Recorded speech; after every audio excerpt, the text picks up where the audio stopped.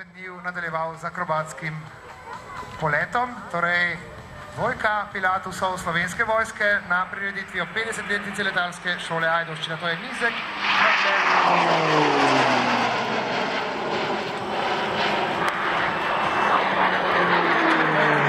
akrobatskih prvitvi, bo v nadaljevanju nastopa še kar nekaj. Potem pričakujemo akrobatsko zono enega izmed njiju, torej pilatusa Slovenske vojske na prireditvi v Ajdovščini.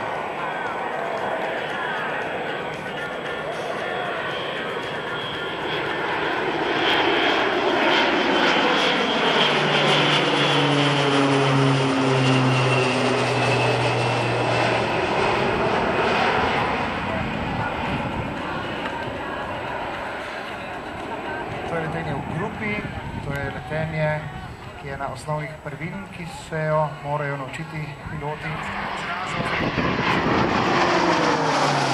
Potem pa razhod na majhni višini in pa akrobatski program enega od pilatusov PC-9, ki se nam bo torej predstavil v tem kratkem programu.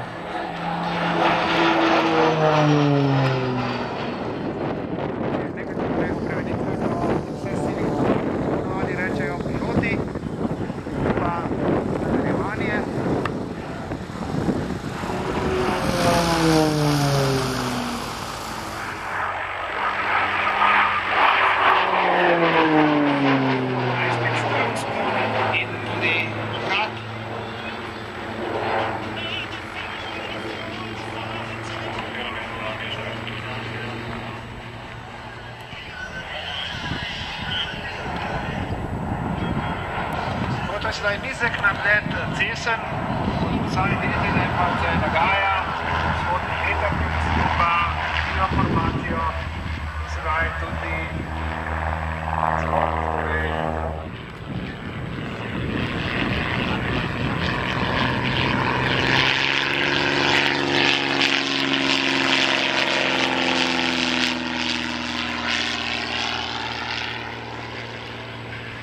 oblečeno podvozje, še vedno skozi vojega, prehodišček in kasneje se bomo uspel tudi višjo višino in začeti vidim akrobatski letala, centralni letala, plači.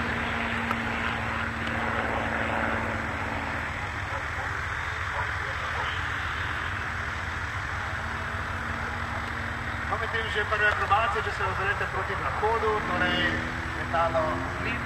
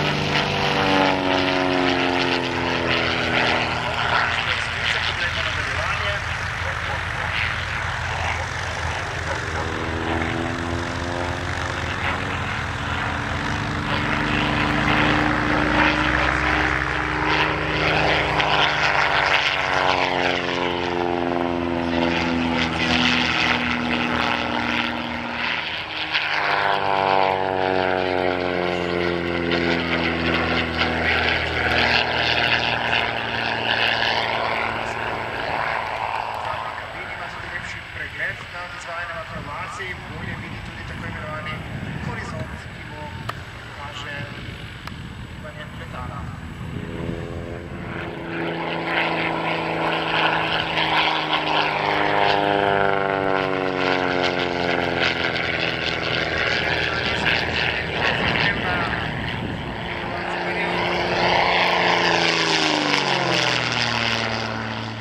Šole,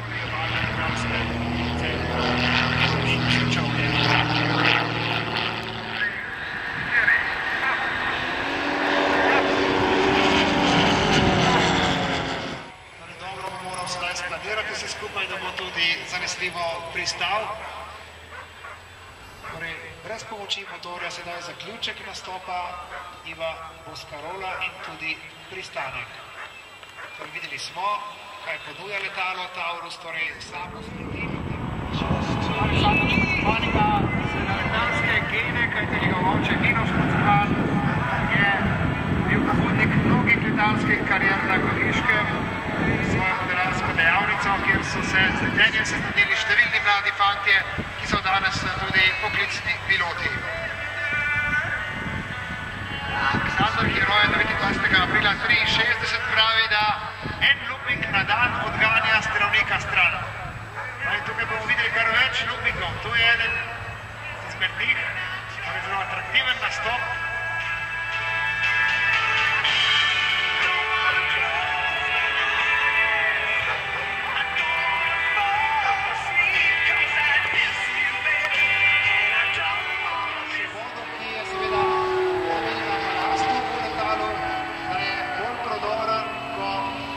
Skozi zračne mase, ko gre seveda proti tekmovalnemu cilju. Glede, kako se krila zvijejo, torej kot nastopa letalo v industriji, pozdravljamo dva atraktivna nastopa, Davida Kocijančiča oziroma Morisa Krzeja. No in tu je sedaj Aleš Maraš v nizkem nadletu, poglejte, aktivno, zelo slikovito vse skupaj. Visoka hitrost in potem spet uspenjanje in priprava na pristanek.